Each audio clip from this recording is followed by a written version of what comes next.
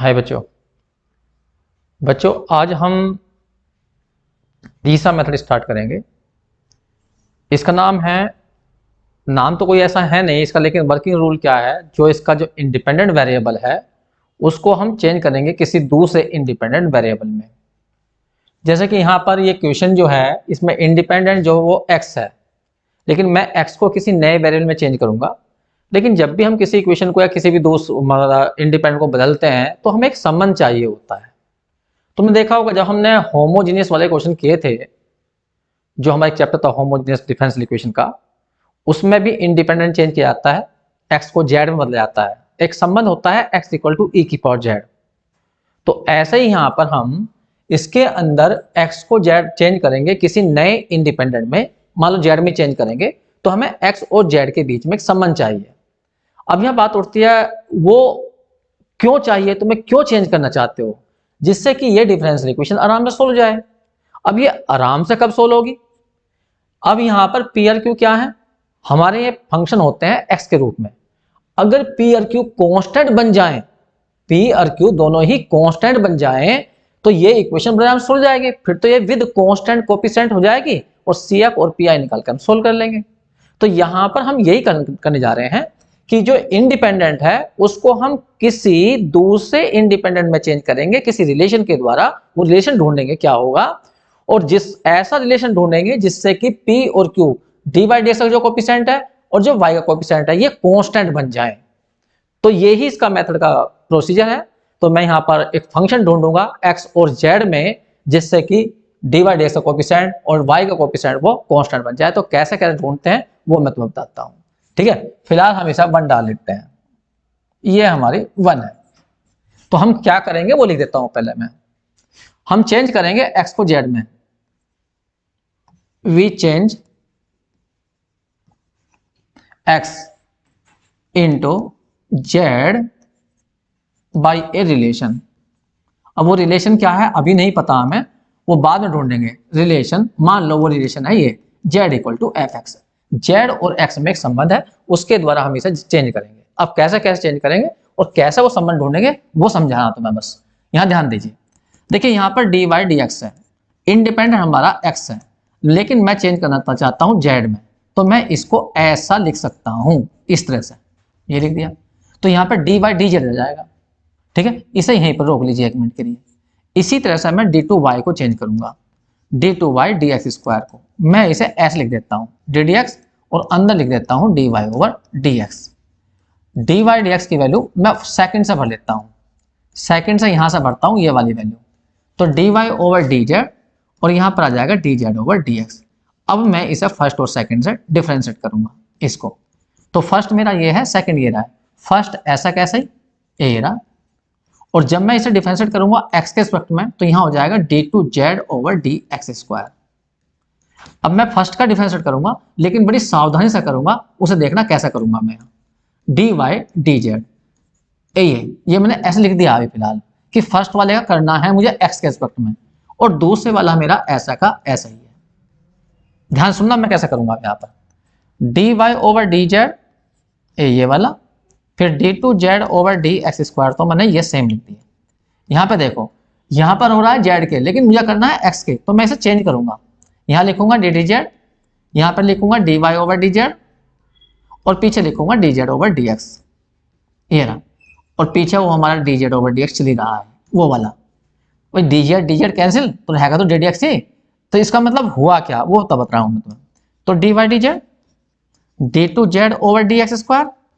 यहाँ पे देखो इसे क्या लिख सकता हूँ मैं, y का 2 बार हो गया z के, तो मैं लिख सकता हूँ D two Y over D Z square, और इनटू में आ गया डी जेड डी एक्स का होल स्क्वायर।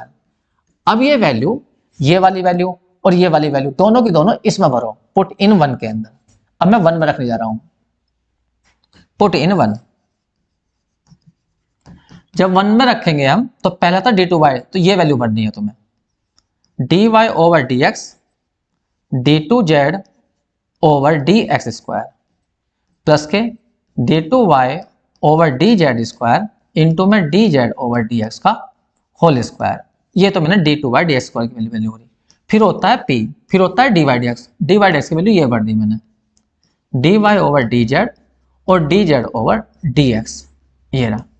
फिर होता है क्यू और वाई, क्यू वाई ये रहा, इक्वल टू होता है आर, ये रहा। अब तुम्हें यहां पर करना क्या है, सबसे पहले D two Y D Z square के इकट्ठे करने हैं।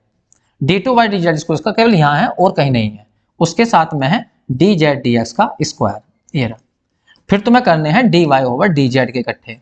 तो डी वाई डी जेड के कहाँ पर है, डी वाई डी जेड का एक ये रहा, ये रहा। यहाँ पे गलती हुई कहीं, ये गलती उतार दी हमने शायद, यहां था D Y over D Z और डी टू जेड, एक मिनट थोड़ी गलती हो गई यहां पर। अरे चलना बाहर चलो, लो भैया यहाँ जेड है, वो लिखने में गलती हो गई है। अब तुम्हें डी वाई डी जेड के इकट्ठे करने, एक तो ये रहा, तो D two Z over D X square, और कहां पर है, एक हमारा ये है, ये रहा, पी आ जाएगा और D Z over D X आ जाएगा, ये रहा, बस जी ये तो है। और प्लस के हमारे बच्चे वाई वाले, क्यू वाई और इक्वल टू कितने के, आर के। अब तुम इस पूरे को डिवाइड करोगे इससे, क्योंकि मैं D two Y D Z square में छोड़ना चाहता हूं इसे, तो अब मैंने यहां पे डिवाइड कर दूंगा, divided by D Z over D x के स्क्वायर से। जब हम इससे डिवाइड करेंगे तो यहां बन जाएगा D two Y D Z square यहां पर, और यहां पर आ जाएगा D Y over D Z, और पूरे में यहां पर D two Z over D X square plus K P D Z over D X, और अपोन में आ जाएगा D Z over D X का होल स्क्वायर, ये रहा, प्लस के क्यू, और यहाँ पे बन जाएगा नीचे D Z over D X का होल स्क्वायर, और यहाँ पर y और इक्वल टू में r अपोन हो जाएगा D Z over D X का स्क्वायर। अब यहाँ पर ध्यान दीजिए मैं क्या करने जा रहा हूँ, देखिए ध्यान देना, मैं अब कुछ यहाँ पे संकेत दूंगा, नोटेशन दूंगा यहाँ पर, D two Y D Z square ये रहा, मैं इस पूरे को एक संकेत दे रहा हूं P1, और यहां पीछे लिखूंगा dy ओवर dz, इसको मैं इस वाले को दूंगा Q1 का नोटेशन, और यहां आ जाएगा y, और इस पूरे को दूंगा मैं R1 का नोटेशन। इसको एक मिनट के लिए सेकंड मान लीजिए, और वेयर लिखे यहां पर, वेयर P1 की वैल्यू क्या है, D two Z over D X square plus K P D Z over D X upon में D Z over D X का स्क्वायर, ये, और Q1 की वैल्यू हुई Q upon D Z over D X का square, और R1 की value हुई R upon D Z over D X का स्क्वायर, ये।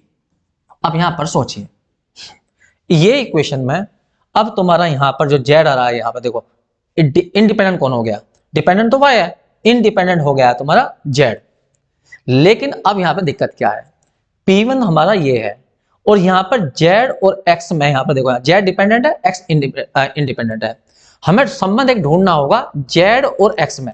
लेकिन शर्त यह होगी कि जो z और x में हम रिलेशन ढूंढेंगे, z और x में रिलेशन ढूंढेंगे, उसको 2 बार डिफरेंशिएट करें, उसे 1 बार डिफरेंशिएट करें, p की मल्टीप्लाई करें, dz dx का स्क्वायर करें, मतलब यहां भरें तो p1 की वैल्यू कांस्टेंट बननी चाहिए और q1 की वैल्यू भी कांस्टेंट आनी चाहिए। इससे क्या होगा, P1 Q1 यदि कांस्टेंट हो गए तो ये हमारी विद कांस्टेंट कोफिशिएंट हो जाएगी, और फिर हम इसे आराम से सोल्व कर सकते हैं।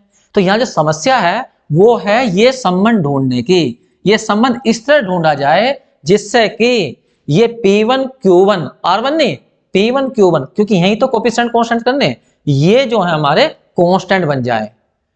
ठीक, तो उससे क्या होगा, जब ये कांस्टेंट आ जाएंगे तो ये पूरी इक्वेशन y और z में हो जाएगी, इंडिपेंडेंट हमारा चेंज हो जाएगा, z में आ जाएगा, और हमारे काम की भी हो जाएगी, हम इसे आराम से फिर इंटीग्रेट कर सकते हैं।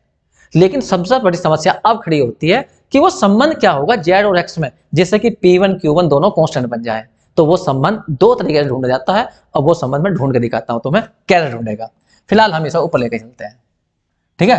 तो यहाँ पे लिख देते हैं कि हम P, या लिखना छोड़ो, केस फर्स्ट बनाते हैं। पहली स्थिति क्या है, अब हम ढूंढना चाह रहे हैं क्या, z और x में रिलेशन।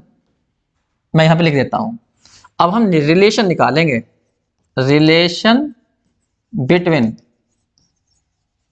z एंड x में, सच दैट, और इस प्रकार का निकालेंगे सच दैट कि P1 एंड Q1 कैसे हो जाएं, आर कांस्टेंट, ये कांस्टेंट बन जाएं।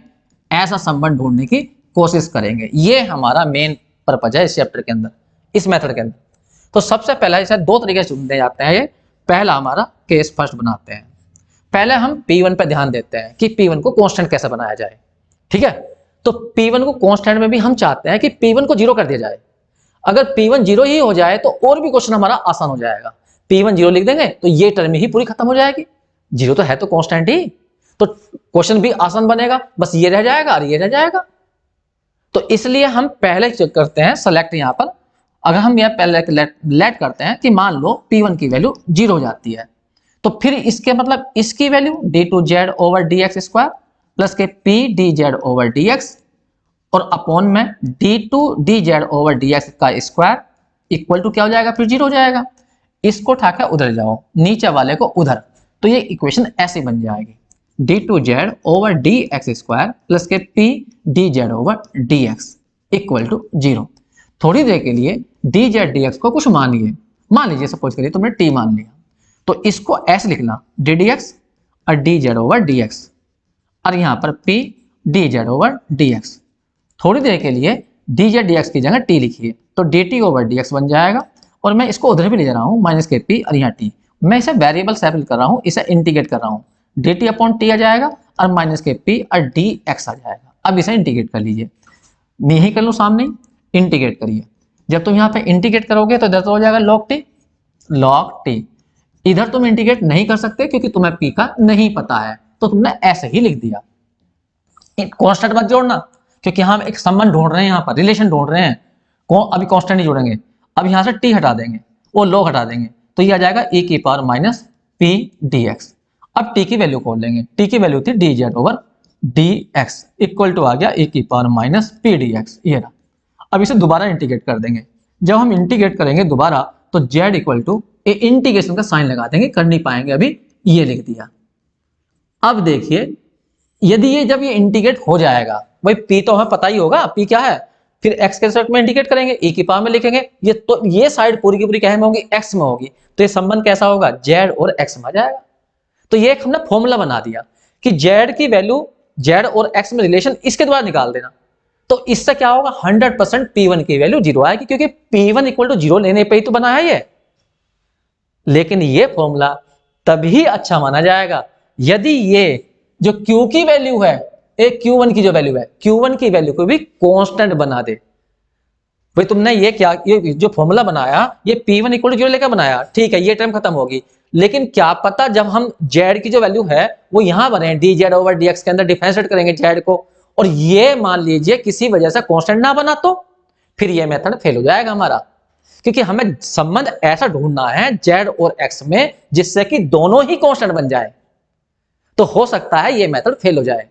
तो मान लीजिए तुमने z इसे ढूंढ लिया, z और x में रिलेशन ढूंढ लिया, लेकिन उससे हुआ क्या, कहां चला गया, उससे हुआ क्या, Q1 की वैल्यू तुम्हारी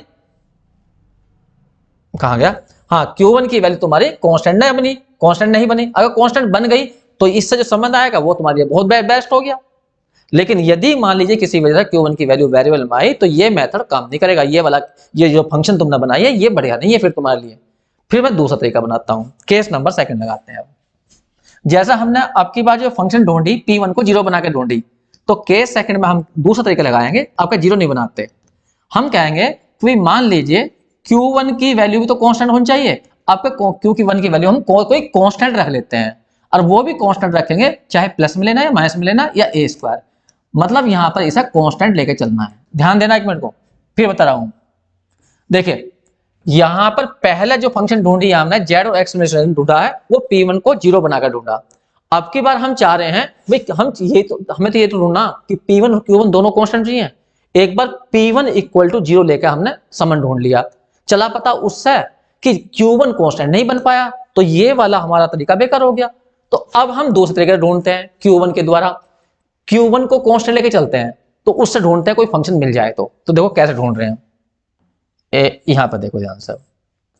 अब मैंने कहा Q1 को मान लीजिए कोई कांस्टेंट, अब ये कांस्टेंट प्लस भी ले सकते हो माइनस भी ले सकते हो, कोई दिक्कत नहीं है उससे जो है वो बाय प्लस माइनस क्यों नहीं जाएंगे। जब मैं क्वेश्चन करूंगा तो बताऊंगा यहाँ पे कि तुम प्लस लेने पे भी कोई दिक्कत नहीं आती, माइनस लेने पे भी कोई दिक्कत नहीं आती, a स्क्वायर लिखना ना लिखना कोई दिक्कत नहीं है, बस यहाँ पे एक फॉर्मूला बनाना है जेड निकालने के लिए, बस उसी लिए यहाँ पे थोड़ा सजाया गया है।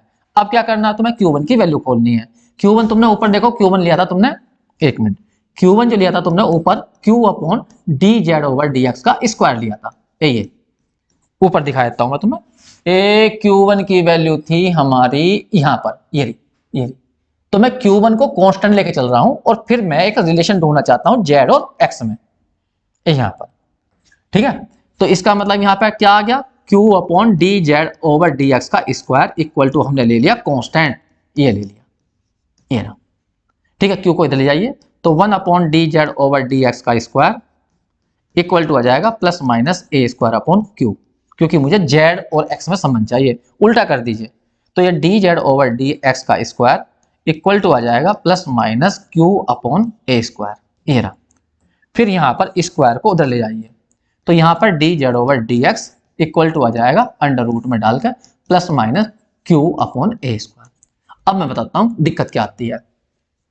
अगर मान लो तुमने यहाँ पर प्लस लिया, एक मिनट को यहाँ प्लस लिया, केवल प्लस लिया, और Q तुम्हारी फंक्शन जो बन रही है वो नेगेटिव बन रही है, तो फिर यह नेगेटिव हो जाएगा, और जब ये इमेजिनरी बन जाएगा तो तुम जेड और एक्स में रिलेशन नहीं बना पाओगे। इसलिए वो चेंज कर लेते हैं, फिर वहां माइनस कर लेते हैं। अगर Q तुम्हारा प्लस में ही आ रहा है तो कोई दिक्कत नहीं, प्लस लेकर चलिए, फिर यहाँ पे दिक्कत ही नहीं आने की। तो इसलिए इस दिक्कत से बचने के लिए, क्योंकि हमें समझ चाहिए जेड और एक्स में, तो ये इमेजिनरी नहीं बनना चाहिए, तो वास्तविक वैल्यू बैठे इसलिए लिया गया यहाँ पर। अब इसको यहाँ पर सेपरेट, मतलब वेरिएबल सेपरेट कर लीजिए। जब वेरिएबल सेपरेट करोगे डी जेड इधर जाएगा और अंडर रूट में आ जाएगा plus minus Q upon A square, और यहाँ पर आ जाएगा डी एक्स। अब इसे इंटीग्रेट करिए, जब इंटीग्रेट करोगे इधर जेड आ जाएगा, इसको इंटीग्रेट हम नहीं कर सकते, इतना ही लिख के छोड़ देंगे, क्योंकि जो भी Q दिया होगा हमें उसके अनुसार ये इंटीग्रेट हो जाएगा। तो ये एक हमें रिलेशन दे देगा जेड और एक्स में। लेकिन सोचिए, ये जो तुमने रिलेशन बनाया जेड एक्स में, ये रिलेशन केवल Q1 को कांस्टेंट बना सकता है, लेकिन P1 से तो इसका कोई रिलेशन ही नहीं है। हाँ, अब यहाँ पे दो मेथड बताए गए हैं तुम्हें संबंध निकालने के लिए। अगर तुमने इस मेथड से, इस वाले मेथड से जेड बनाया, जेड और एक्स में रिलेशन बनाया, इससे Q1 तो 100% कांस्टेंट आएगा, लेकिन P1 जरूरी नहीं है कांस्टेंट हो। तो इन दोनों में से वो बेस्ट माना जाएगा, वो रिलेशन बेस्ट माना जाएगा जो दोनों को ही कांस्टेंट बना दे। और मान लो इन दोनों से ही कोई दोनों कांस्टेंट ना हुए, तो फिर इस मेथड को मत लगाना, मेथड को भूल जाना बिल्कुल ही। जो पहले मेथड करे हैं उनसे क्वेश्चन करिए। वही हमें संबंध चाहिए ना, एक हमें संबंध ऐसा चाहिए जिससे कि P1 Q1 दोनों ही कांस्टेंट बन जाएं, और हमारे P1 Q1 कांस्टेंट नहीं बन पा रहे, तो फिर फायदा क्या हुआ हमें संबंध ढूंढने का? फिर तो हमें इस मेथड से क्वेश्चन करना ही चाहिए। भाई तुमने क्वेश्चन में यहाँ पे इंडिपेंडेंट को डिपेंडेंट में चेंज करा, तो अपनी सुविधा के लिए तो करा, जिससे कि क्वेश्चन आसान बन जाए। और क्वेश्चन आसान कब बनेगा? जब ये दोनों के दोनों कोएफिशिएंट कांस्टेंट होंगे, और दोनों कोएफिशिएंट कांस्टेंट नहीं आ रहे। तुमने एक बात संबंध बनाया, P1 इक्वल टू 0 लेकर बनाया, तो P1 इक्वल टू 0 तो कांस्टेंट हो गया, ठीक बात है, लेकिन उससे चला पता कि उस संबंध से Q1 की वैल्यू कांस्टेंट ना बैठ पाई, तो फायदा क्या हुआ इस रिलेशन का? फिर तुमने Q1 कांस्टेंट लेकर रिलेशन बनाया, उससे Q1 तो कांस्टेंट है ही, लेकिन P1 कांस्टेंट नहीं बैठ पाता, तो भी वो रिलेशन बेकार है। फिर इस मेथड को छोड़ देते हैं। ठीक है, अब क्वेश्चन करने का क्या तरीका है, वर्किंग रूल क्या है, ये तो मैंने इसका प्रोसेस बताया कि इस बेस पर काम करता है ये। अब इसका क्वेश्चन करने का क्या तरीका है वो हम अगली वीडियो में बात करेंगे। वर्किंग रूल जो है, मैं फिर कहूंगा, जो बच्चे ग्रेजुएशन करते हैं उन बच्चों को सीधा एकदम वर्किंग रूल पाना चाहिए, इस तरह से ये नहीं देखना चाहिए। जो एग्जाम की तैयारी करते हैं, किसी भी कॉम्पिटिटिव एग्जाम की तैयारी करते हैं, तो उन्हें तो डीपली पढ़ना ही पड़ता है, तो उन्हें तो सब चीज़ों को पता होना ही चाहिए। ठीक है बच्चों, अगली वीडियो में बात करेंगे। Thank you.